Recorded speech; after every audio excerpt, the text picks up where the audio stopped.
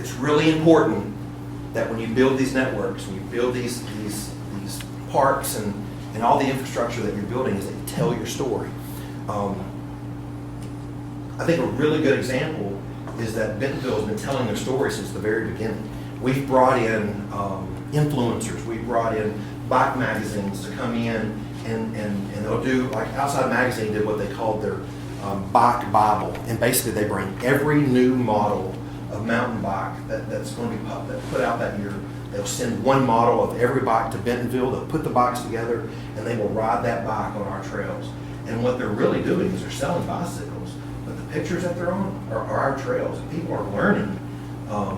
They're learning not just what the best models of the bikes are, but they're learning, like, look at this really good ride center that's been built.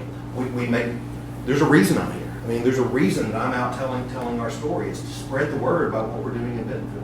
I'll tell you that my friends that work for the city of Fayetteville, they're doing great work too. They're not telling the story. So you hear about the work that we've done in Bentonville because we tell that story. You're not hearing as much as what they're doing 30 miles south. And it's great work. But because they don't tell the story like we do, they don't get the attention. They don't get the notoriety. We're still a better ride center. You don't even always remember that. But they do great work there as well. So it's really important to tell your stories, whether that be through social influencers, whether that be through magazine articles, whether that be attending conferences and talking about some of the work that's going on. It's really important to do those things. Here's a couple of things that different groups say. The USA Today, the Wall Street Journal are certainly places. You see the Wall Street Journal said it's becoming the new capital of cool. I always thought that was a really good thing. Strong Active Towns on YouTube has done a recent publication. We actually walked the full quarter mile of the new promenade, and we talked about everything that's on there. So if you go to YouTube and click Active Towns, there's a 45-minute video that's on there. And then there's 6 United States streets that are become pedestrian zones in 26. Ours is on there. We actually cut a ribbon in November last year, so we cheated just this much. But we're not gonna get onto them for that. And then the most recent, just a couple of weeks ago, the New York Times published their 52 places to visit in 2026, and on that list included Bentonville, Arkansas. Shanghai, London, Memphis, Tennessee, there's a bunch of different places that are on there, and so is Bentonville, Arkansas. So I talk about how we get there and what we've done over the last several years to establish ourselves. But at some point, one person or that team that I talked about earlier has a ceiling. And the elected officials get tired of hearing from me. They get tired of hearing from a Tom Walton. They get tired of hearing from the bike coach at the local high school. So it's really important that you have advocates that help spread the message of what it is that you're doing. I remember telling a group of people, quite frankly, I said, I feel like I've become the teacher from Peanuts, and that I may be standing in front of the elected officials, but they're hearing the same thing that they've heard for years. And so what we did is we went out and we started a nonprofit transportation advocacy group. It's not bike transportation, not just for bicycles.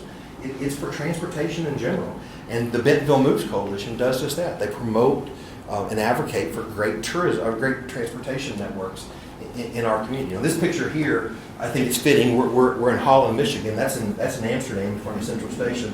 The Futurama presentation that General Motors did at a World's Fair, like in 39 or 36 or something, talked about how cities need to plan for the vehicle, and they certainly were right.